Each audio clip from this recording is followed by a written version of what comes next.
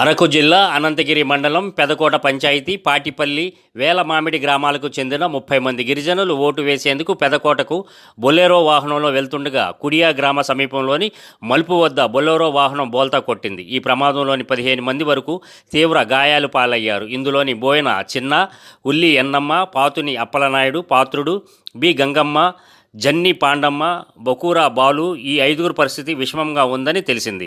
క్షతగాత్రులను పినకోట పీహెచ్సికి తరలించారు. మెరుగైన వైద్య సేవల నిమిత్తం విశాఖ కేజీహెచ్కి తరలించారు. వస్తూ మరి బండి ఎలాగైందో మాకు తెలియదు. బండి బ్రేక్ వేయనప్పుడు నాకు తెలిసేది ఫుల్ జనాలు ఉన్నాము. వస్తూ సడన్గా తిప్పేసాడు బండి, స్కిడ్ అయి పడిపోయింది. చాలామంది సుమారు 30 మంది దాకా ఎక్కువ ఉంటారు. ఏమైంది? ఎంతమంది కాలు విడిపోయింది? మేమైతే టాప్లో పైకి ఉన్నాము, నలుగురు. మాకు కాస్త పర్లేదండి.